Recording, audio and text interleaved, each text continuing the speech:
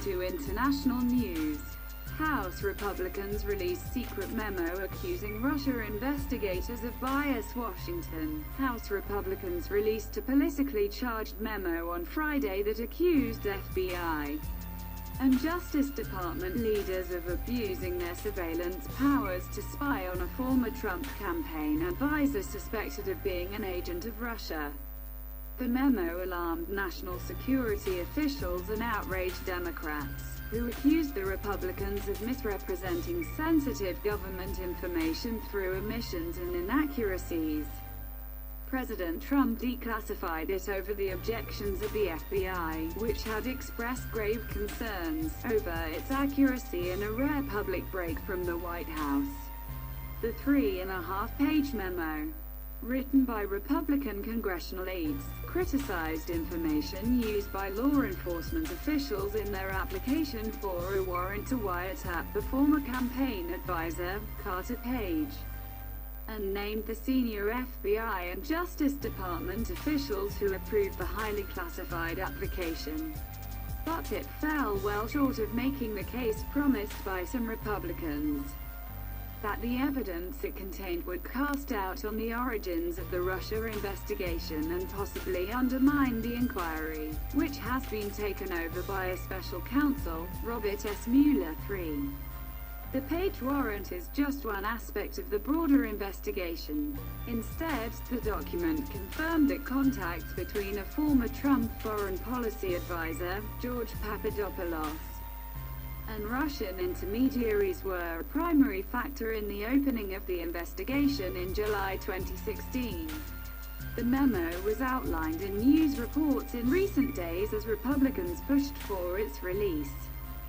Several details show that it reflects a line of attack circulating for weeks in conservative news media outlets, which have been amplifying a narrative that the Russia investigation is the illegitimate handiwork of a cabal of senior Justice Department and FBI officials who were biased against Mr.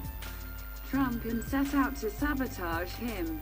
Representative Devin Nunes of California, the Republican chairman of the House Intelligence Committee, portrayed the memo as recounting an alarming series of events, in which intelligence and law enforcement agencies were exploited to target one group on behalf of another. One of its chief accusations centers on the inclusion in the warrant application of material from a former British spy, Christopher Steele. Mr. Steele was researching possible connections between Russia's election interference and Trump associates. But the application to a foreign intelligence surveillance court judge did not explain that he was partly financed by the Democratic National Committee and lawyers for Hillary Clinton's presidential campaign.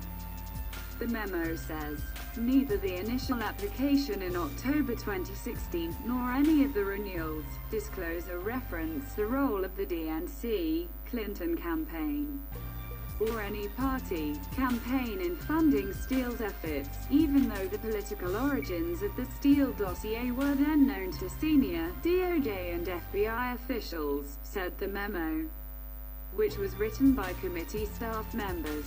But a 10-page Democratic memo written to rebut the Republican document says that the FBI was more forthcoming with the surveillance court than the Republicans say.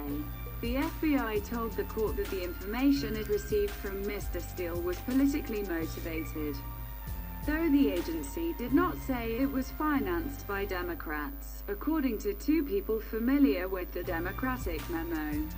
Notably, the Republican memo does not assert that Mr. Steele's information was the fountainhead of the broader Russia investigation, as many Republicans and conservative media commentators have insinuated. By a party-line vote, Republicans on the House Intelligence Committee voted to release the memo this week and rejected Democrats' appeal to make public their own still classified memo at the same time. Democrats have accused Republicans of suppressing evidence that would correct what they say are mischaracterizations.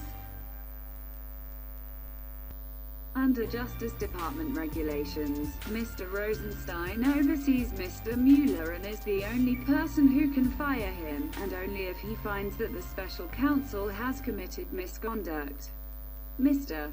Rosenstein has repeatedly said he would refuse any order to fire the special counsel without such a finding, and that he has seen no sign of misconduct. Asked at the White House on Friday whether he would fire Mr. Rosenstein in light of the Republican memo, a move that would enable him to put someone else in charge of Mr. Mueller, Mr. Trump cocked his head suggestively and said, "You figure that one out." Pressed on whether he had confidence in Mr. Rosenstein, the president would not answer. The Republican memo also highlights Bruce Orr, then an Associate Deputy Attorney General, who has been attacked in conservative news media outlets in recent weeks because his wife Nellie Orr worked as a contractor with Fusions, the opposition research firm that hired Mr. Steele. Mr. Orr also met with Mr. Steele himself. The memo says the OHR's relationship with them was inexplicably concealed from the intelligence court. The